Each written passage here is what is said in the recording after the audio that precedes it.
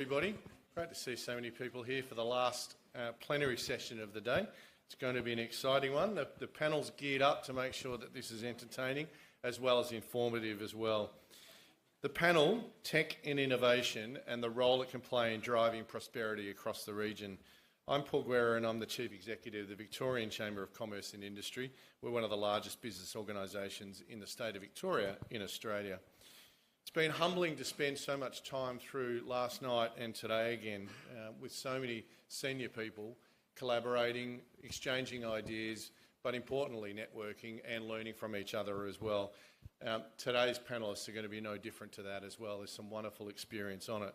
But before I get to that, I would like to welcome our special guest, His Excellency Mr Mohammed Tauhid Hussain, the Honourable Foreign Minister of the Interim Government of Bangladesh, to speak to us today. His Excellency was sworn in as the Advisor for Foreign Affairs of the Interim Government of Bangladesh on 8th of August this year. He served as Foreign Secretary from December 2006 to July 2009 and held various roles in the Ministry of Foreign Affairs from 1981 to 2014. He was also the High Commissioner to South Africa with concurrent accreditation to African nations. He retired in January of 2014 and has worked as a Foreign Service Academy, including as Principal from 2009 to 2012. Can everybody please give a warm welcome to His Excellency.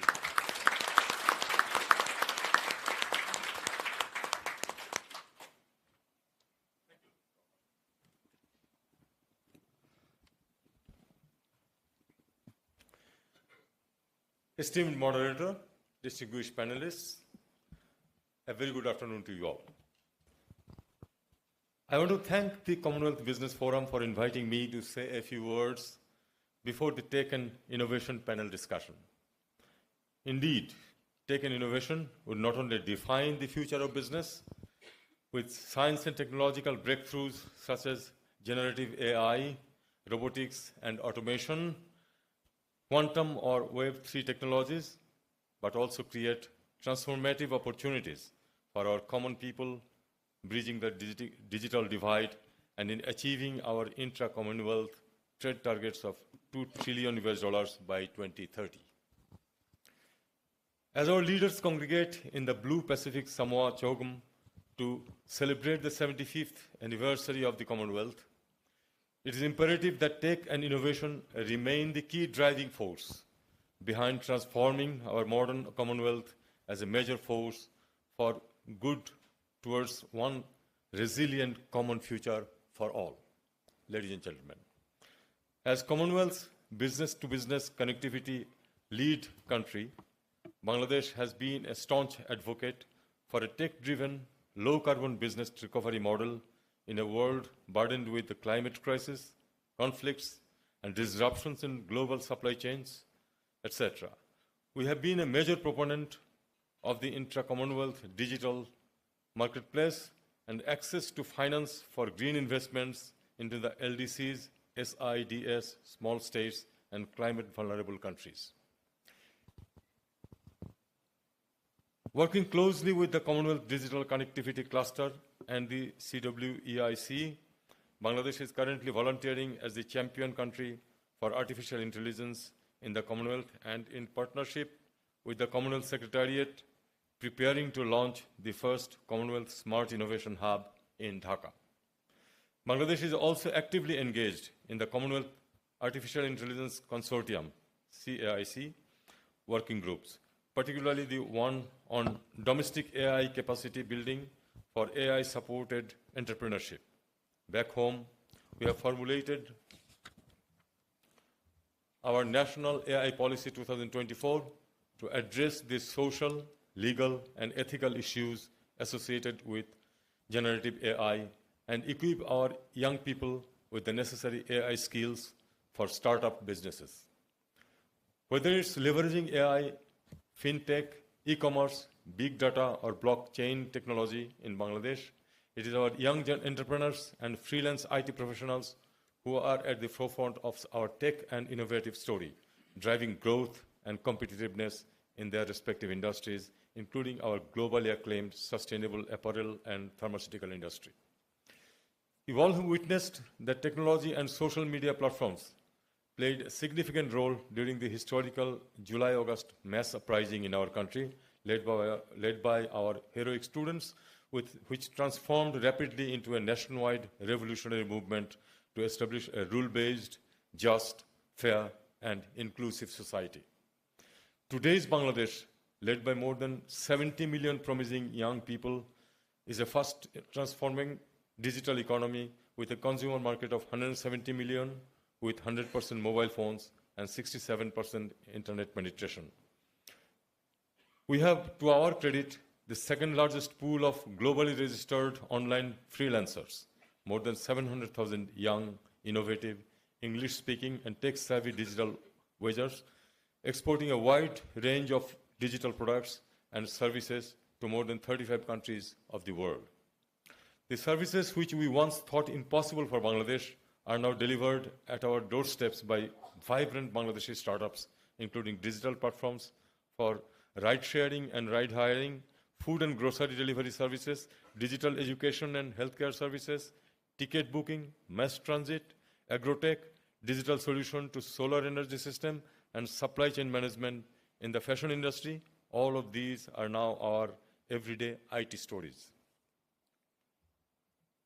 Ladies and gentlemen, the youth-led digital transformation we witness in Bangladesh gives us the hope and faith that digital technologies, science and innovation does have the power to transform societies, economies, and the future of generations of young people across the Commonwealth, particularly the LDCs, SIDCs, and the small states, developing nations, offering unprecedented opportunities to governments and businesses alike for building a resilient Commonwealth as aspired in Samoa.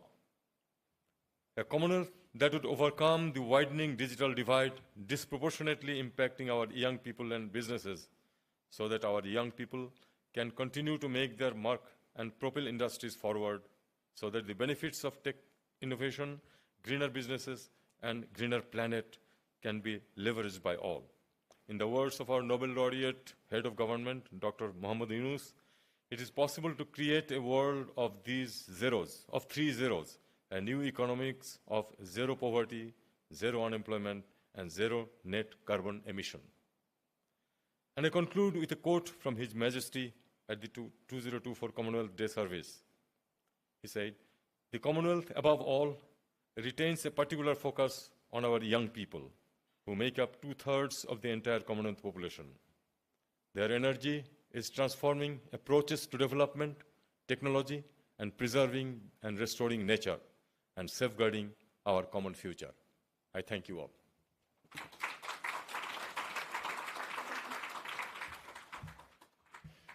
Thanks so much, Your Excellency. Well, this section is going to examine how we address the digital divide in much the same way His Excellency has set up. We're all interested in promoting Commonwealth-wide sustainable growth, and that technology is an increasingly central pillar to all of that. I've spent most of my life in technology, spent 17 years with Motorola. I have an electronic engineering degree, and I saw the birth of the mobile phone and large-scale wireless internet. I spent 5 years running the largest health organisation in the world, United Health Group, for Asia Pacific, and I got to see firsthand the intersection of where tech and health can come together. And we're going to hear a bit about that on the panel today. Analytics, data, speed, accessibility and connectivity are things we've now come to demand. We're in the middle of a modern industrial revolution. This one is clearly focused on the digital environment. There's going to be challenges, ethical ones, when it comes to decision-making in the AI environment, environmental ones when it comes to data storage and the energy needed to do that, and equity ones where speed of deployment and affordability has the potential to create a greater digital divide across the world. We also need the protections in place, and I'm not talking just the popular ones like the AI decision-making. I'm talking about the cybersecurity basics. As the bright new shiny new evolution comes, it'll be easy to skip over the basics. And if we don't pay attention to the cyber protection, we're going to leave our front doors open to the cyber criminals. And we know they're not only good at it, they're ruthless at it as well. We're not going to touch too much on that today, the cyber side, but please keep that in mind as we start to think through where the digital world will go. I travel a lot by virtue of the organisations I've been involved in, and tech and innovation play out strongly in different countries. Silicon Valley, London Tech Week and South by Southwest, which expanded to Sydney in last year, are all examples of platforms driving tech and innovation. More and more, the university sector across the globe is turning to commercialising the research it's involved in, and that's a good thing. Disruption is alive and it's driving new imagination and new industries. Airbnb, Uber, Netflix and carsales.com are all examples of where digitisation and technology has driven disruption. I'm reminded of Steve Jobs in his drive in creating the iPhone. Give people features they didn't know they needed.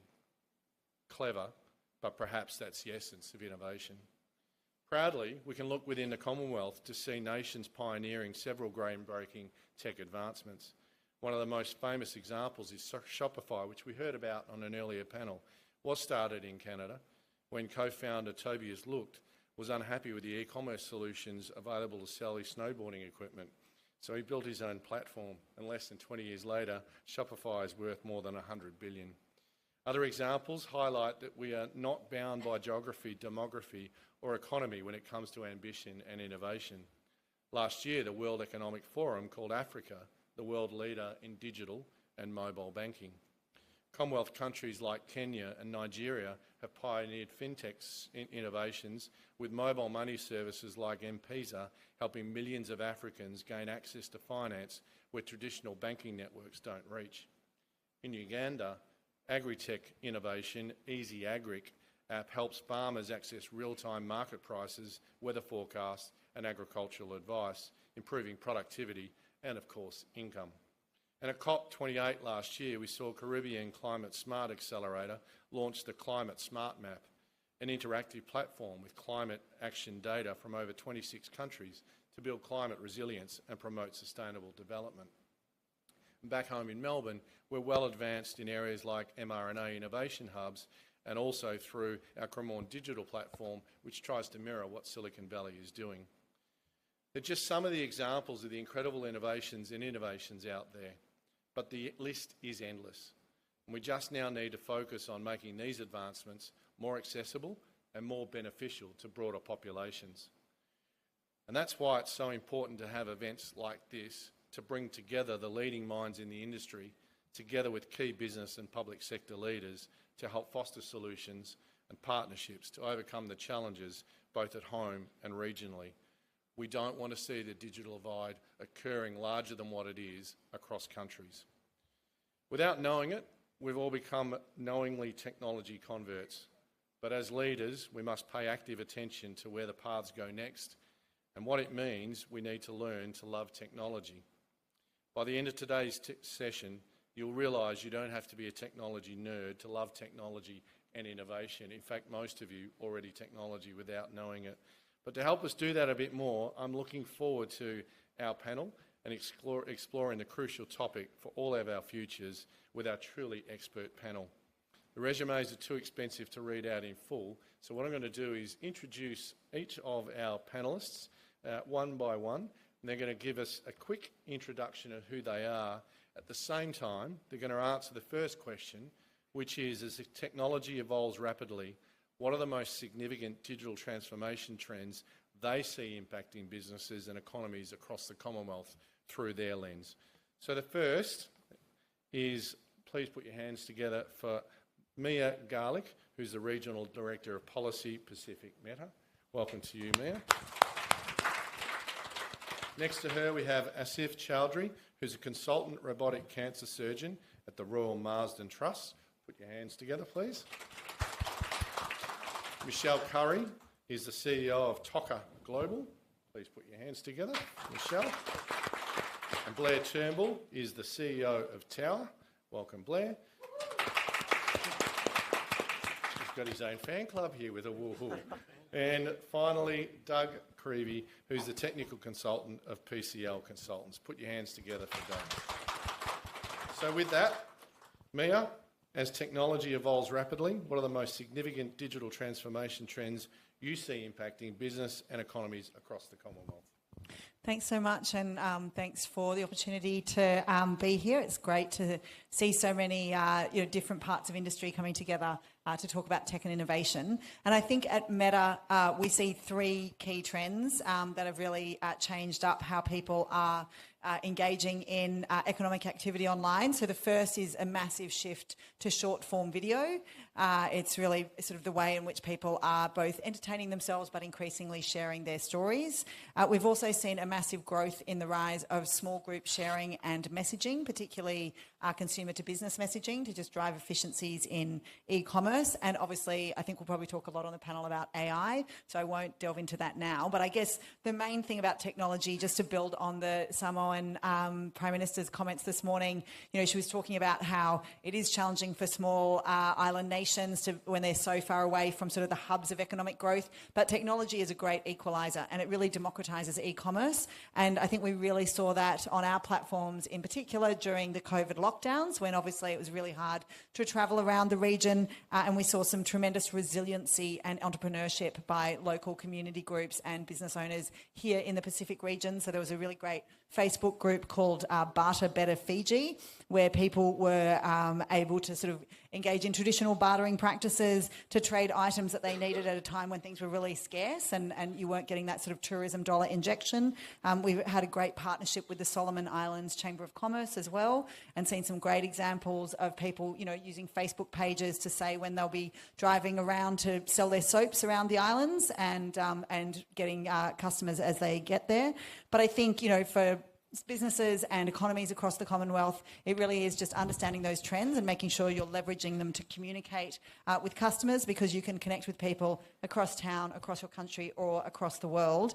60% of people's time on Instagram now is spent on Reels, and 1 in 3 customers in APAC are communicating with a business each week. So this is where you need to be if you want to be connecting with customers. Fantastic. Doug, I might come to you next. Gotcha. He's here. I thought we were just going in order. Hey, taro falava ma lori sei fua. Tupu me elo tatu fatasi nea so. Yeah, mesi tatu ma lo mai fafu. Ladies and gentlemen, thank you very much for the opportunity. I'm born and bred Samoan, currently working out of Auckland, but my whole background is very technical engineering, and as I said in the previous workshop, just before this one, I was directly involved to roll out and build both telecommunication networks here in Samoa. First Digicel several years ago, and then most recently Vodafone. So if you have really positive experiences, it's all me. If you have really negative experiences, it was my engineers. No, but seriously, I think one of the things that I wanted to highlight, especially emphasizing points raised in the 2 data workshops earlier this morning, is how digital transformation has engineered and almost affected our lives, both for business, as everyone here is part of a business, as it's a business forum, but also in the social improvements that it both has brought and still promises to bring. We, as technical engineers, we continue to do our best to design, build, and bring the latest technologies to our small island nations so that we're not left behind. I've circled here the digital divide and the digital inclusion themes from a lot of the bios and texts that in the conference. And so we as engineers, we do our best to bring the technologies that can enable people to have the same access to digital platforms as they do overseas. But over the years, we continue to face a digital divide, as I mentioned in a previous workshop, because technology is skipping ahead in big leaps and bounds. So even as we can provide 4G, 5G, it'll be 6G, 7G in the next 2 years, it's the applications that we need to develop on those technologies in order to help our respective people. So specific to small island nations like the Caribbean or us in the Pacific, there will be challenges that each Pacific island nation will face and continue to find. But it's good to see and hear from local developers this morning who are continuing to build and design very relevant applications and not just follow the trend of overseas. But there is still a gap. So the digital divide, I think, continues to exist in things like payment platforms. Everyone wants to pay online. It's not very simple to do that here because the gateways are offshore. So we seem to be in a continuing evolution and then revolution and then continuing to really catch up. It's a challenge, I find. I think we'll unpack that a bit more, but you've introduced the world of applications, and I think as if that'd be a good opportunity to bring you in now. You're going to take us on a completely different tangent in terms of where health is going in terms of technology and innovation too. Absolutely. Well, the whole of healthcare is being affected by digitalization. And, where do I start with that? We could start at the level of optimization of processes within primary, secondary, tertiary level healthcare providers, or alternatively go down to the level of electronic patient records being held and maintained at population level, which is something that's changing rapidly across the Commonwealth at the moment, not only with traditional expensive players from the US like Epic and Cerner, but homegrown Commonwealth providers like TPP, who've been going to individual countries within the Commonwealth and offering relatively more sound economic solutions that can be introduced very, very easily. But, what I think in terms of areas of major change and development that we're going to see within the next sort of 5 years, 10 years, are really about the point of interface with individual patients, how that process is automated, and analysis is integrated to the point at which a clinician or an e-clinician is able to help with decision-making that then leads to intervention. And so, a lot of work is happening in that area. So, as a surgeon, I'm interested in clinical pathways, and at every point of the clinical pathway at which a patient, an individual, and by patient I could mean anyone in this room, anyone in the populace as a whole, and at the point at which somebody develops a problem, where they take that problem, how that becomes a diagnosis, I think is going to increasingly be impacted by generative AI, apps specifically powered by generative AI, in a way that isn't as clumsy as ChatGPT is at the moment, but is supported by very specific, less biased knowledge bases from practitioners and societies who can take evidence-based medicine and integrate that appropriately. I think wearables are going to become much more important at population level to maintain wellness within populations. Lots of people have Oura rings on, which is good and it's interesting, a bit gimmicky, but things are moving on towards continuous measurements of blood parameters such as glucose, and lots of other things are going to come online as well within the next 5 to 10 years, not just things that we commonly know about, but many of the sort of blood tests and things that are done in hospitals probably won't need to be done anymore, because there'll be an ability to actually take some of that data, integrate it with the electronic patient record, that then becomes accessible so somebody can then intervene. So that kind of whole process of anticipation rather than always being responsive, I think is going to change. And then, what about surgery? So I'm a robotic cancer surgeon. By robotic, what we mean is that I use mechanized instrumentation inside the body through a three-dimensional platform where I can see three-dimensional images inside the body, and the robot mimics my hand movements, augments them, makes things better in some ways, so that I can effectively become a miniaturized person inside the body, removing tumors and helping a patient on their journey to recovery overall. Can you do that remotely? Well, yes. That's the perfect question to ask at this juncture. So, as matters stand, the standard kind of robotic platforms we have involve a robot with the patient, with the anaesthetist, my team, but then the console where I'm actually doing everything from is in the corner of the room. And that connection is a data connection. And we've had proof of concept of that data connection possibly being transatlantic for the last 20 years. Now, the issues in the past were always about latency, poor connections, but that's all improving. So with 5G and 6G coming in, there are already examples of robotic liver operations being done between Italy and China. So all of this is coming. And what will that mean in the future is a question.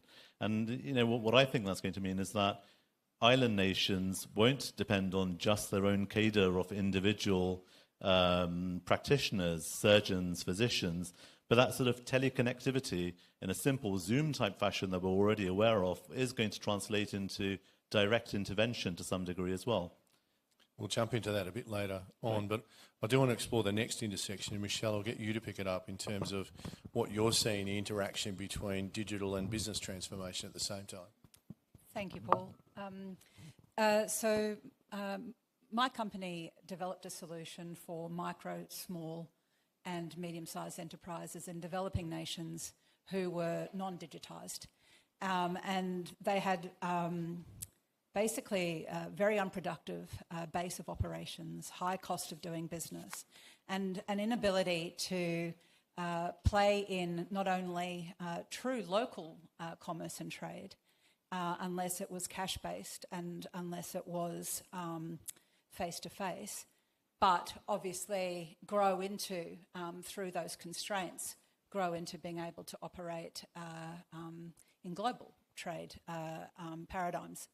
And so we were very interested to bring a range of technologies to that problem on the basis that a lot of the conversation around that sector focuses on fintech, so insurance products and bank accounts and financial inclusion. And it was our premise that it was kind of cart before the horse, and that until you give people an ability to make money, to have secure income, a line of sight to income growth, then those sorts of financial products were less meaningful to those constituencies. And so we've tried to go to market around a real sort of solving of what we think is the base of the problem. And then obviously there's a lot of innovation that's happening in that fintech space that can play into that. So clearly, going to Mia's point, more and more of that commerce and trade space, particularly when it's done digitally, is starting to focus more on very advanced technologies in augmented reality, virtual reality, and bringing very much a visual sense to decision making and choice, and moving out of that sort of traditional paradigm of products sort of with photos and all the rest of it. Clearly, blockchain plays a very, very big role in the ability to create immutable trade records, and especially around verifications in sustainability. More and more there are real constraints around global trade without certifications and verifications in ESG and sustainability practices. And blockchain for this segment plays a really important role in being able to create that. And lastly, obviously, the build of the data. I appreciate in developing economies that access to really rich databases for this segment is not available, but everyone has to start somewhere. And in time, the use of that data not only lends itself to the ability to drive predictive business decisions as opposed to reactive and responsive ones, so you can predict what a customer wants rather than react when they approach you, obviously leads to a whole lot of opportunity in the sustainability space, because fundamentally you're creating a lot less churn, and you're creating really, really targeted investments and movements that we don't have when we don't have access to that data and that capability. So obviously I could go on. There's a whole lot of innovation in this space. Paul, I just want to caveat that I appreciate that, in places like Samoa, we're talking this morning about basic infrastructure requirements to even do the basics. Have secure internet, have the ability to do secure payments in a fairly agile way, and so these I guess advanced technologies might seem sort of almost like sort of in the realm of the impossible from where you're sitting today. But I suppose that's the work that needs to be done. I call that digital equity, and we might explore that a bit later on, but it's a great opportunity to bring Blair in after that in terms of where the financial world is moving along the insurance lines with digital and tech. Sure, thank you, Paul. I think this morning the Samoan Prime Minister said it very, very well. As a group of a lot of Pacific countries, isolated countries, the burden of isolation, physical isolation, is very, very challenging. I think the second part of that story, which he said very clearly, was that all too often now, communities here are forced to actually leave their countries of birth and go to more developed countries to get work. And those are two very, very big challenges. The burden of physical isolation and the burden of having to leave home to find roles. And as an insurer who's been in the Pacific for 150 years and 50 years in Samoa, that was a real challenge for us. And what we look to in terms of digital and data, it can be a bridge to challenge those two burdens. So in our case, I'll give you a quick example. So we're based in 5 countries around the Pacific in terms of Samoa, Tonga, American Samoa, Cooks and Fiji. And the way we were working 10 years ago was literally each of those countries was set up individually. And we were running around delivering policies on mopeds, which was pretty good fun, but it wasn't particularly efficient or effective. And where we've used technology, we embraced a technology platform, cloud-based platform, came out of Aotearoa, New Zealand, but it's now the same platform that we use across these countries. So first and foremost, it enabled us to stay here efficiently and effectively, but what it really gave us was a platform where we could move work around and we could actually support customers from anywhere in the Pacific. And in our case, we've created 300 roles in Fiji Suva off that cloud-based platform that now services hundreds of thousands of customers right around the Pacific.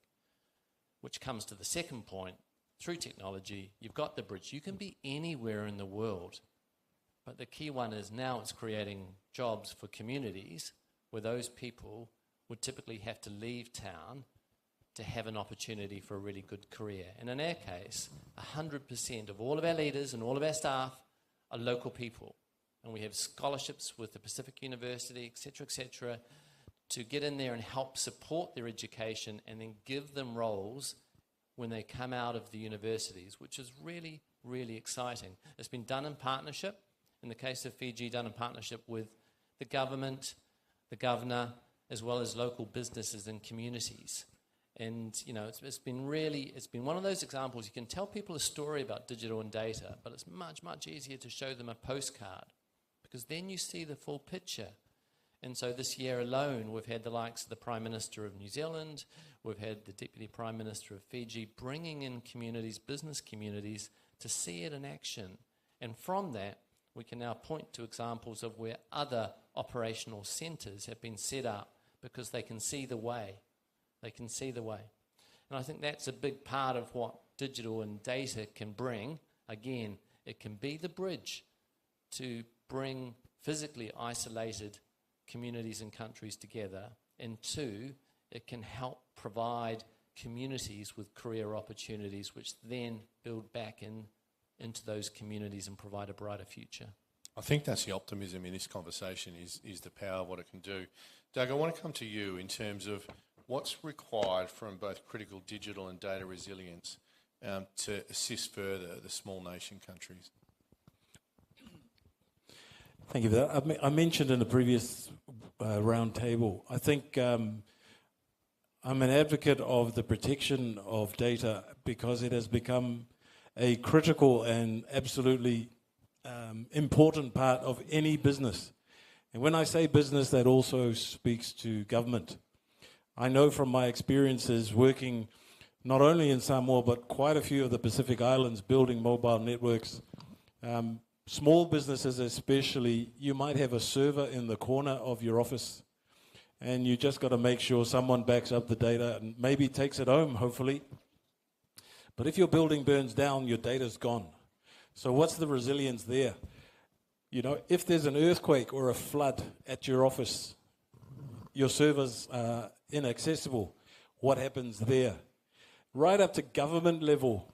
I mean, all the tax records and all the financial transactions or whatever are stored on servers, and we found they can be in disparate buildings, in disparate areas of town.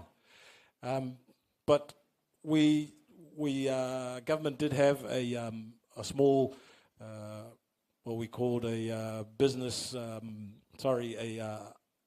government national broadband highway. So we built somewhere where government departments could at least transit or transfer data from one department to the other.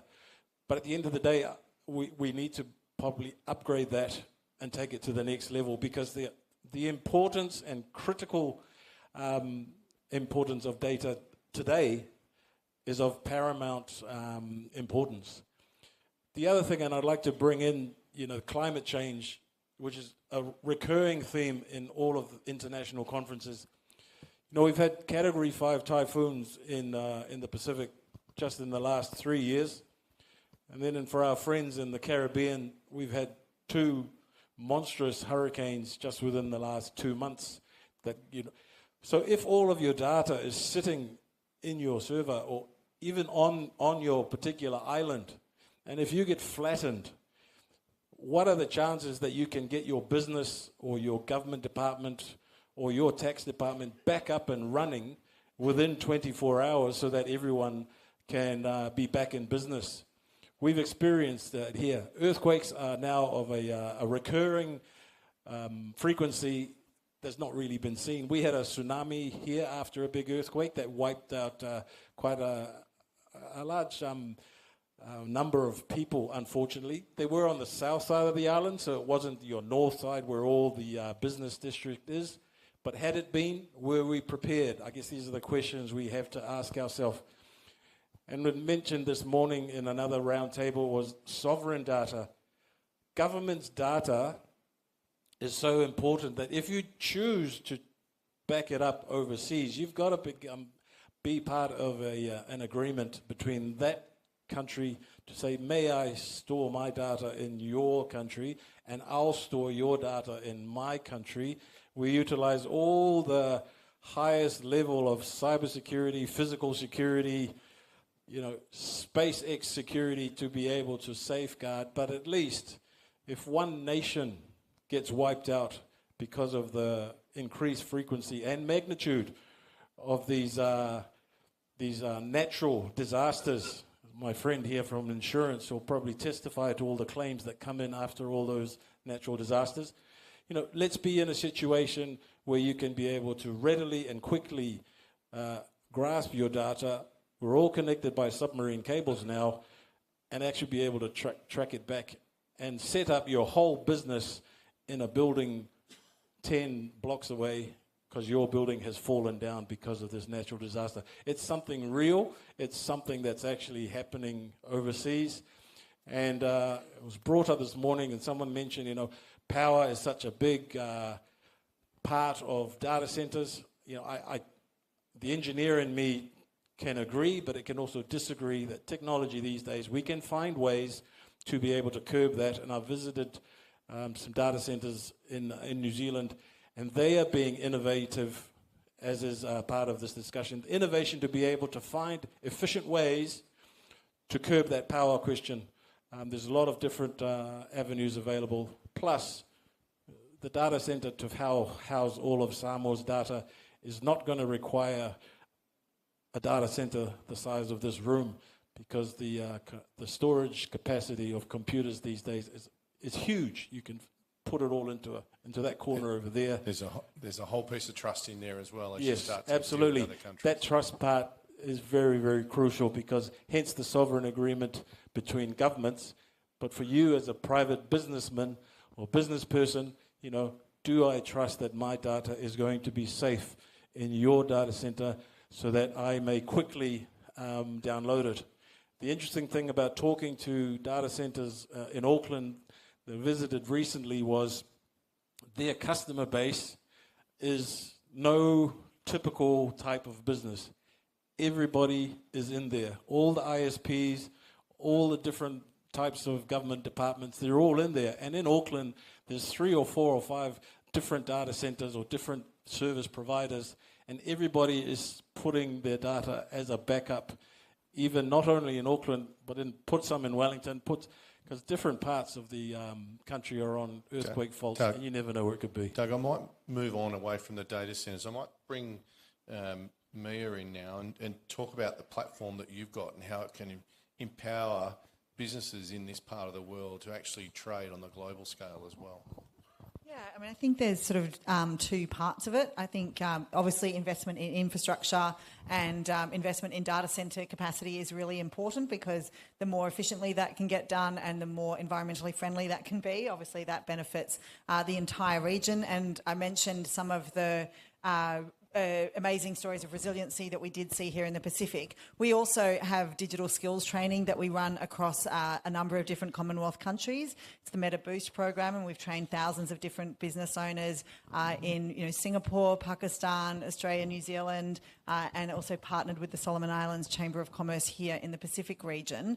But I think there's another layer to it as well, and that's also for us in particular, where you've got large consumer apps. It's about making sure people are free from harmful content, and so we do a lot of investment in proactive detection technologies now across our services. About 95% of the high-risk areas of harmful content we're finding proactively before people are exposed to it. And we've also got a number of partnerships in the region to promote digital literacy skills, so people understand about safety and security when they're online and can protect themselves. And we've also started an initiative, a Pacific Safety Initiative, with NetSafe in New Zealand, with Child Fund, and with Save the Children, to try to build up the digital safety capacity here in the region as well. So if people do get into problems online, they've got a resource that they can call as well. So I think there's a number of different ways to think about it. There's infrastructure, there's data centres, there's environmental impact, but then there's digital skills for businesses, but then there's also digital safety and security for everyday consumers on the platforms as well.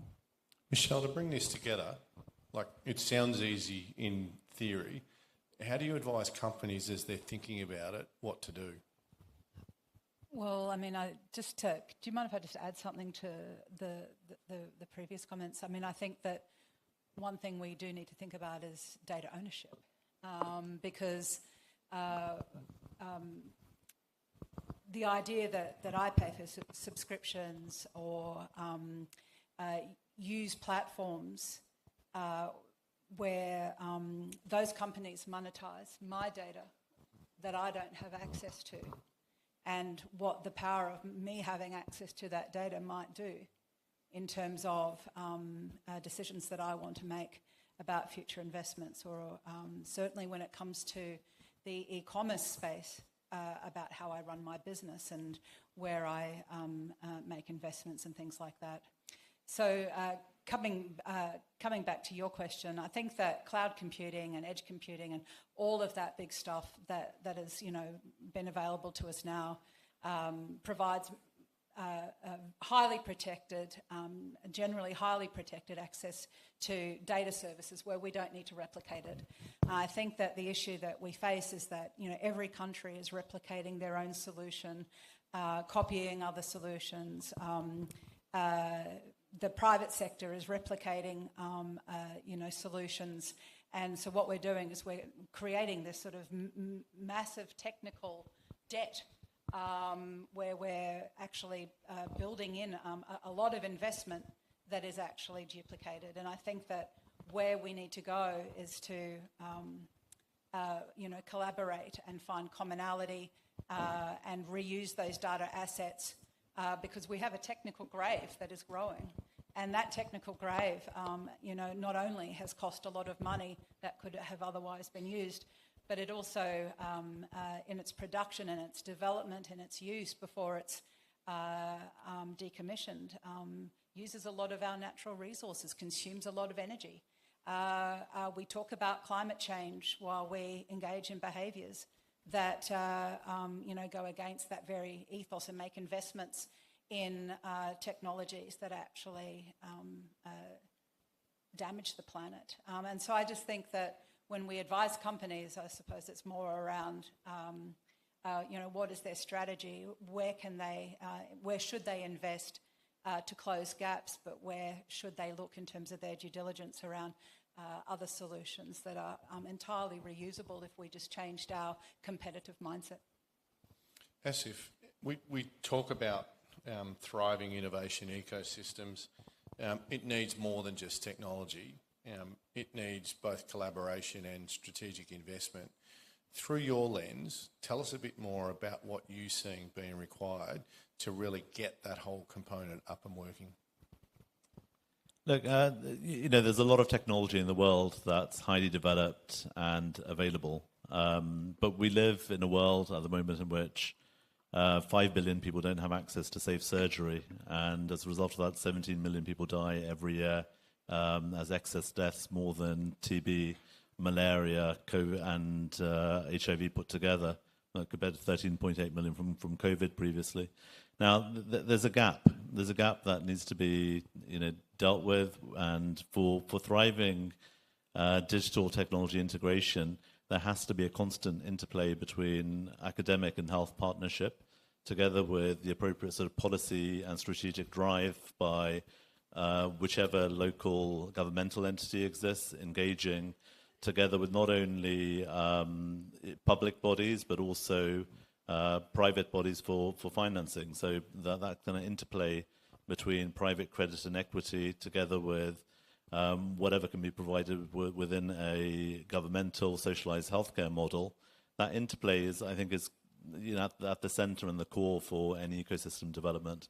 And the Commonwealth is very interesting in the sense that although there are huge disparities in the number of doctors per country, for instance, and the lack of healthcare workers and others.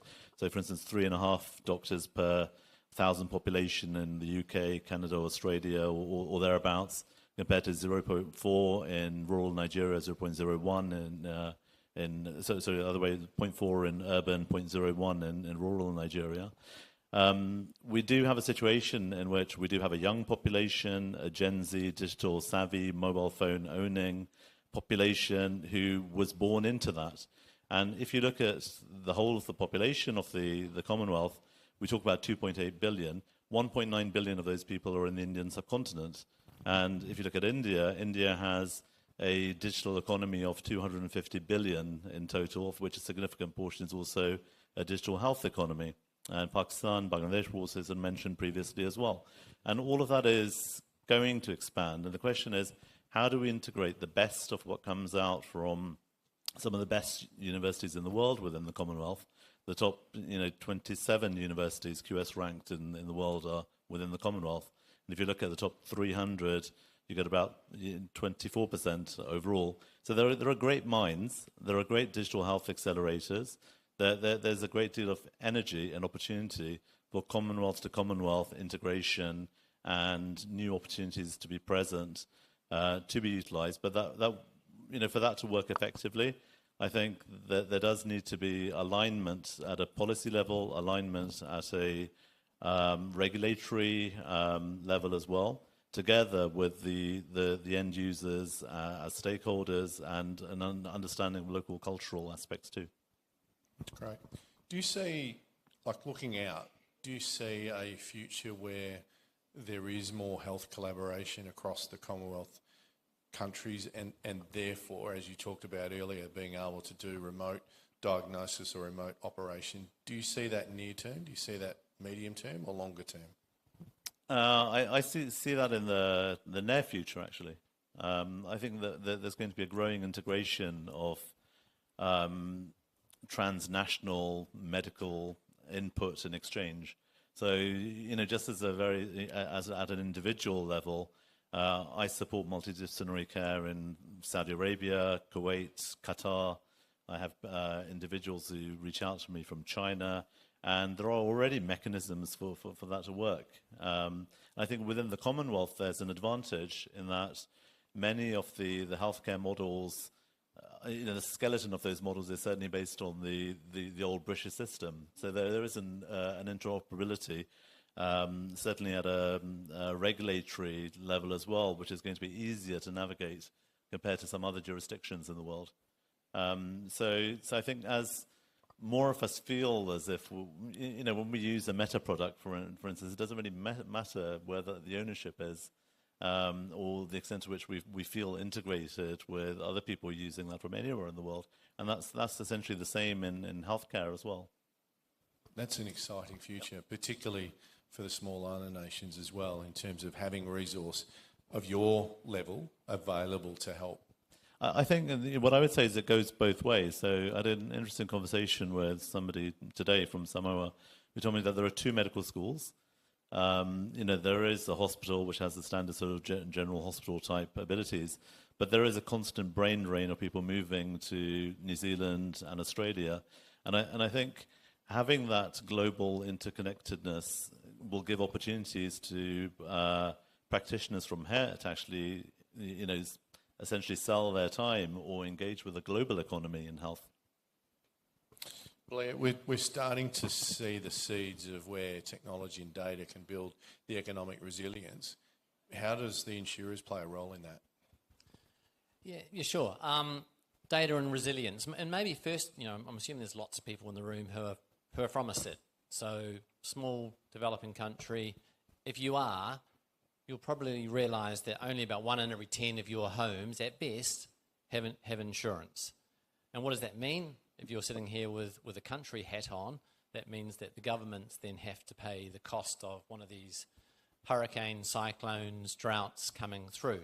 So the wicked problem is, well, how do I get more insurance? How do I get more insurance so that private people can have that protection and resilience, and the government doesn't have to try and foot up with a bill that they really can't afford? Now, part of the problem with insurance is if I want to give you insurance, I need 2 things. I need data to work out the risk. And when I can work out the risk, I can then price it.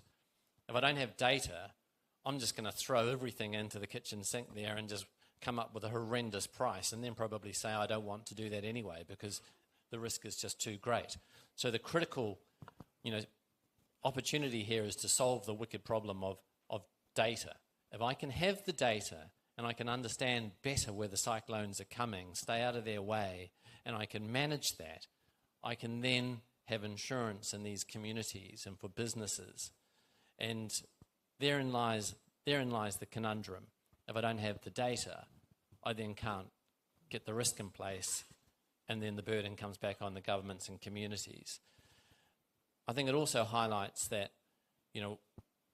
as we look forward, is how do you do that in such a way that it works for communities, like many of us in the room, that are communal, where often the villages actually own the assets. It's not in the individual name, which is another problem for insurance because it's always in the individual's name. It's an asset. So how do you do that in these communities and businesses? And the solution to that is, which has been a lot of chatter today, is around parametric. And parametric insurance is when you look at something happening. It's a cyclone, it's wind, or it's rain, or it's a drought. And you can get that peril, price that peril, and then you can match it. And you can actually make affordable insurance for communities that traditionally haven't been able to get insurance. That's what parametric is all about. It's making affordable insurance. The key to all of this, there's 8 billion people in the world. There's 11 billion phones. Phones give us the connectivity, the payments, and the data to then connect with people. And so a key thing about parametric and the solution that we've developed for here in the South Pacific, and it's running in Fiji and Tonga and Samoa at the moment, we're doing that with the UN, is by putting it on the phone and doing it with parametric for cyclone and for precipitation or rainfall, we can then provide affordable solution for communities. Communities that it's linked to the event, not to an asset. So if a cyclone comes through, we pay out. Key to that, though, technology, data, and a little bit of foresight. And then we can have protection for communities that we're all in. So with that technology, data, innovation, I'm going to work down the panel of experts now. Through your lens, what can the developing nations and SIDS, how do they leverage these trends that we've talked about to boost their economies? Start with you, Meg. Yeah, I mean, I think to build on that a little bit, I mean, I think this idea about the sort of using technology for predictive analysis is really interesting, because I think that taps into the AI trends as well, obviously, that we need to all be talking about, because we're, on the cusp, if not firmly standing within AI. And I think we've seen some tremendous examples within our company of, for example, just using AI to optimise resources in something as mundane as the building of concrete for our data centres, and we've reduced carbon emissions by 40 to 60% in that. So I think as we're all focused on the challenge of climate change and how we're going to adapt for that, looking at predictive modelling or optimisation of resources using technology can help with that. And it can also help with collaborative research projects and focuses on biodiversity. We have a whole project looking at the foraging of honeybees to try to make sure that we're able to sort of track them and understand how to better protect them as climate change happens. But from our perspective, AI is obviously a big challenge for a lot of smaller countries, because it does require massive compute capability and highly technical skills. So what we've done at Meta is open source all of our models, and we're seeing an increase in the use of that by different countries across the Commonwealth. So we just ran an AI accelerator program to try to disperse greater knowledge and understanding about how to use our llama models. There's been 350 million different models that have been downloaded so far, but we ran this accelerator program, and the vast proportion of applicants were from Commonwealth countries. The winner was from Pakistan, and they'd made a localised Urdu language resource available to support them, and sort of leaping ahead of waiting for big companies to invest in it, doing it for themselves. So I think as more of industry is stepping up to some of these challenges and trying to open source and make a lot of these technologies available, hopefully we can work in partnership with different stakeholders in the region so that the skills and knowledge transfer is happening, so people can have community first initiatives to leverage some of those technology investments.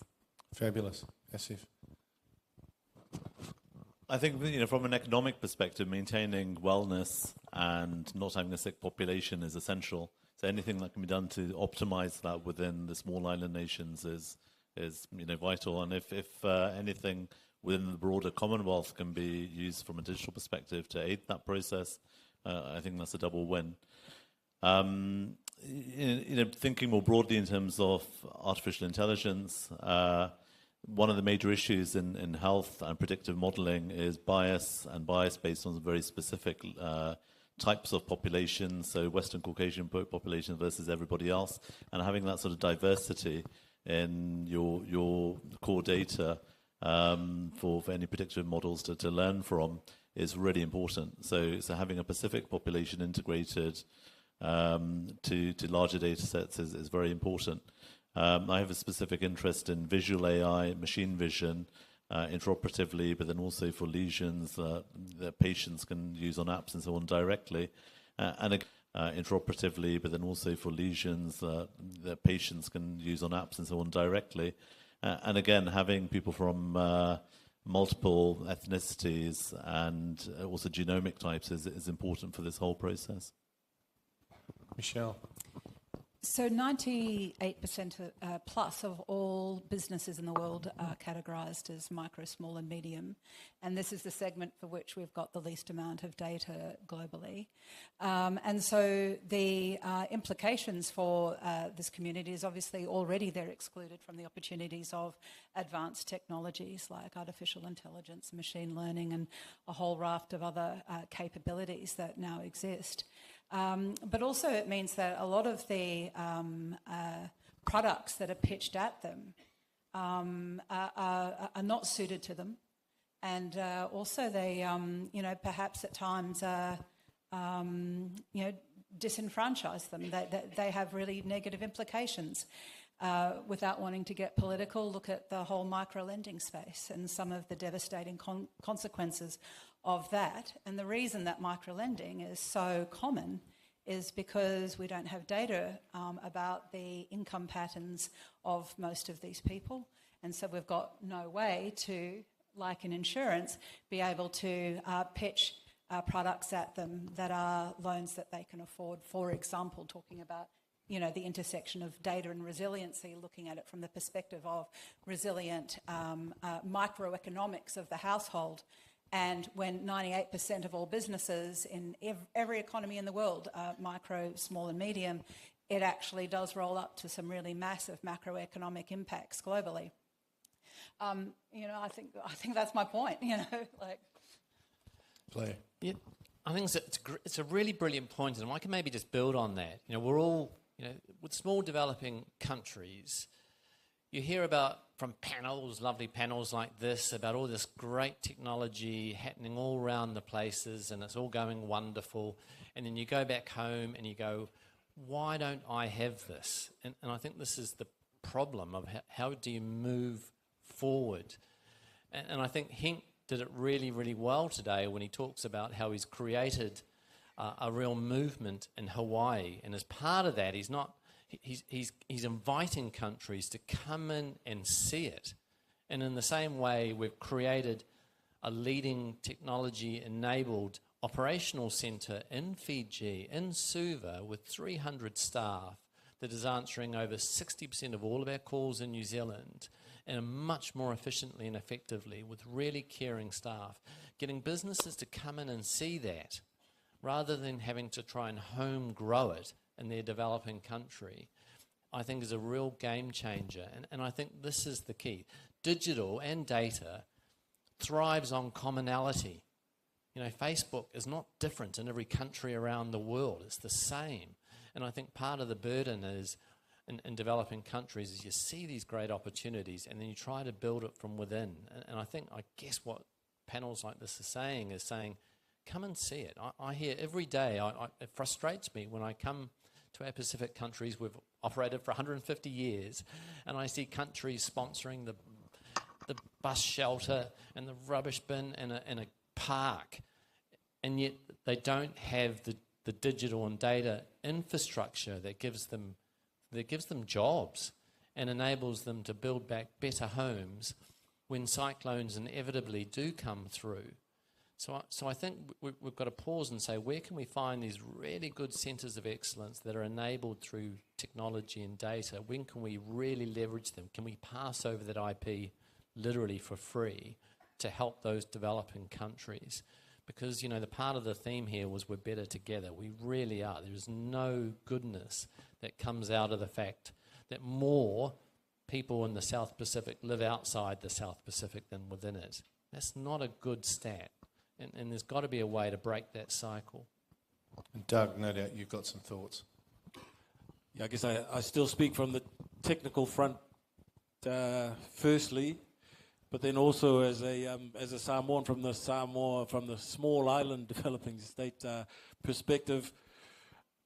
I was just thinking here, just 20 years ago when I came back to Samoa, we were all on satellite here, and latency was kind of a bit of an issue. The country had maybe between 10 and 15 meg of space up on a geostationary satellite, and that's what the whole country used. Now we can't get enough of it. We've got submarine cables landing here. And even though we're still only using less than 5-10% of the total capacity, but the whole country has grasped the technology. Now, everyone out in the villages might be using it more for Facebook and TikTok than all of you business people in here. But I think the technology is here, but now we need to build that layer. I built you the network layer, as they say. The application layer that sits on top needs your feedback and encouragement. We have a few local developers. They shared their ideas this morning and how they're really persevering. You look on Google Play Store, there are a million applications there, but none of them are relevant to something that you're doing in your small business or your farm or your fishing business, or the lady selling vanilla this morning. You've got to find what's relevant and then invest the time and invest into someone who can understand your business so that the technology will actually work for you, rather than just technology for technology's sake. So scale is a big thing. I think the Commonwealth family has that massive scale, and if there's anything that you can do to assist the smaller nations who are still behind on the digital gap, so to speak. As much as we catch up, technology itself is over the horizon for us, and so we're trying to catch up. So someone mentioned it this morning, there's a lot of grants and development packages, and a lot of them have an environment tag or a climate change tag, and yet here's a technology person trying to do a startup business to benefit the local market, but there's no funding for it. Maybe that's something Commonwealth funders or donors can look at, is to develop things, because something that works, in the middle of London may not be relevant on the other island here in Samoa or other islands of the Pacific and the Caribbean. So the things of scale, relevance, the ability to access is already there, and then there was that level of trust.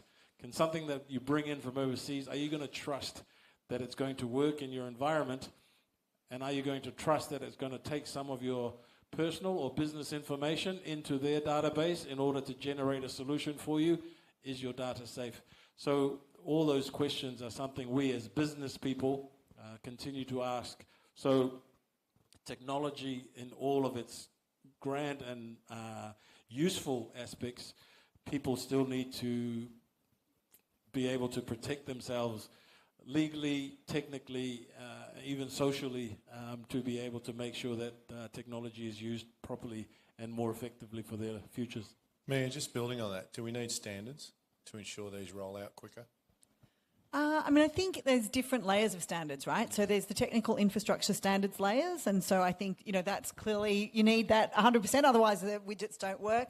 I think what we're seeing now at the application layer is a lot of standard setting around online safety and content governance standards. But I think there's a lot of questions. We've had a couple of roundtables around data, access to data, being able to download, delete, control your data. And I think there's more work that can be done in terms of talking about how you can do that across a range of different apps, because no one's going to use just one app. So, the fact that you can get all your business insights and download them from your Facebook page isn't really going to help you if you're also running through TikTok. So there's always more work that can be done in terms of standard setting across different layers of the industry.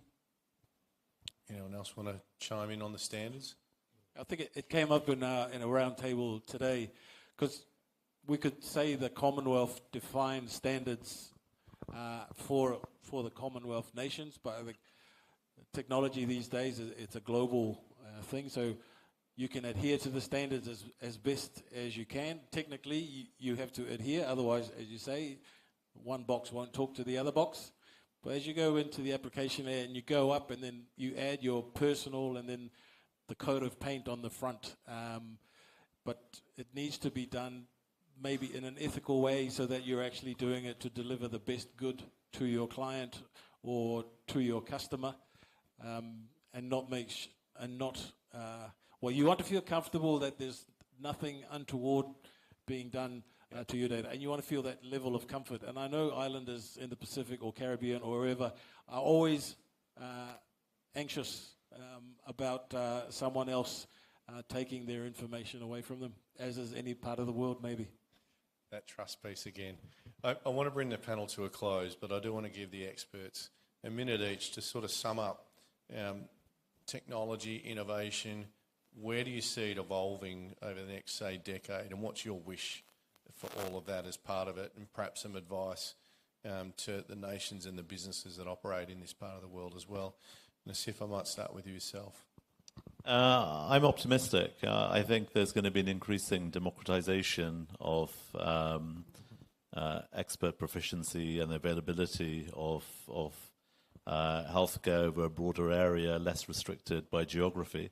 I think, for things to work, there does need to be an alignment of standards, regulations, consent processes, licensing of software as a medical device, and so on. But work is being done towards that, and I'm highly optimistic that the youth of not only the small island nations in the Pacific, but more broadly in the Commonwealth, can align and come together and create those sort of academic health hubs that I spoke about, to really sort of push the whole of the Commonwealth economy forwards. Michelle? I think the opportunity is unparalleled. I think, massive innovation across so many areas of tech, ag tech, reg tech, green tech, med tech, fintech, e-commerce and, commercial tech, etc. So I think that, we're on a fabulous platform to really make some, existential and fundamental changes. But I guess we need to make sure that for all of those people out there for whom no data really exists in a formalised way, obviously that's a massive challenge. And also coming back to my earlier point around making sure that we partner and collaborate rather than perpetually reinvent, because then we have diminishing returns every time we make that investment, and that comes at a cost to everyone ultimately. Play. Yeah, look, it's going to be very, very exciting. It's critical for our survival, has to be part of our survival, and it is exciting, but at the same time be a fast follower. We don't have to grow it here. I think that's the key thing, and I think we are stronger together, band together to get some of this capability. Yep. Great summary. Yeah, great to point there on collaboration. I think it's really needed. We don't need to keep reinventing the wheel, so to speak, because we in the small island nations are always playing catch up, and there's always solutions already out there, but we just got to know which one is more relevant or which one is actually more useful. And there's a lot of mischievous or, use of people's data out there on the internet. I wish we would be able to eradicate it better or punish those people who deliberately misuse or try to swindle, innocent users on the internet. But it's a new world, so we're on the step of another major step. Anyone can do anything on the net. It probably wasn't what it was intended for, but you just got to be careful, and you got to be, ask an expert, ask someone who knows and can advise you before your business invests in any sort of technical venture that's intended to improve your business. That Google is about to come through the Pacific and put in about 4 or 5 new massive cables, international submarine cables, big data centers in Tahiti and Fiji and maybe others. So the pipes are going to be massive. So it's an anticipation of, as mentioned, there's probably future applications that we haven't even dreamed about that are going to be so data hungry that they're going to eat up a lot of the capacity that's in the cables in the Pacific. But yeah, my dream is just that it's all used ethically and used properly. But please be careful out there, because there are other people who are taking advantage of us on the internet deliberately. Thank you very much for your time. Well done, Doug. And Mia. Well, I think there's probably sort of 2 trends and then a wish. I actually joined Meta about a decade ago, and when I joined, it was primarily there was just the little blue app, and it was primarily a laptop experience. So we've already seen tremendous evolution, particularly here, in small island countries where the mobile phone revolution has really completely changed how people use technology. And I think we're just seeing more immersive experiences. Now you can do an AR, filter or application on your phone, just looking at something. Obviously there's Meta Ray-Ban glasses where you can get an entire AI, interface explaining to you what you're looking at just by visually identifying stuff. Like, if you just think about the change that we've seen in our lifetimes, it's phenomenal to then think about what happens as that gets more smarter and more immersive. But I do have a lot of optimism for AI and a lot of the other analytical tools and technology to help us solve some of the wicked problems and challenges that we face, whether it's in really important things within the health sector or with climate change. And so hopefully to build off the comments in terms of, making sure that we're using this for good and productive things and not letting malicious actors misuse it. Hopefully we can keep using these as tools of productivity and creativity, and also to shrink those physical distances we have so that everyone can benefit from it. What a great way to finish. Short form video, technology is a great equaliser. 60% of views on Instagram is on Reels. Every point of clinical pathway can be impacted by generative AI. Wearables will accelerate and will help with health. There's now a video sense to decision making and making choice as well. The burden of isolation is challenging. The need for data storage is clear, but who owns the data?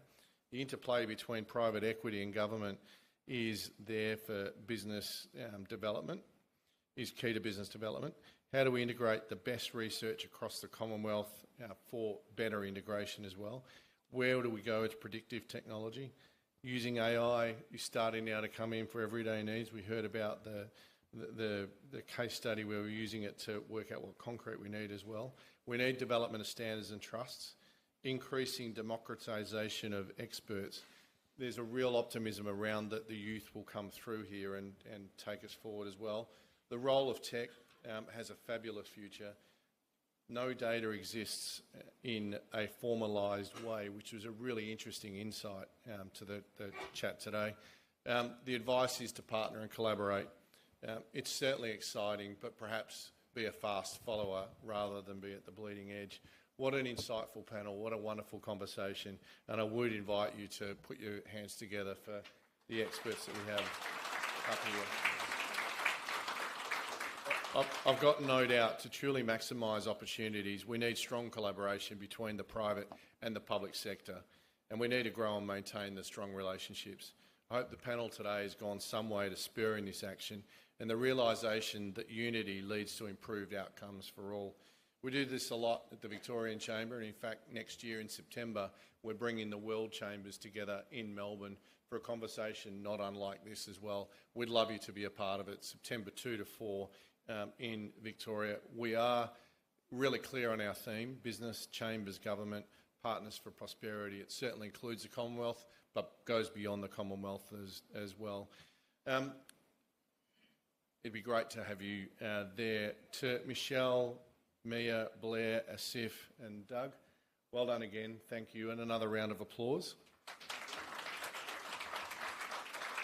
And as this is the last session of the day, can you also put your hands together for all of our panellists and presenters that we've had today.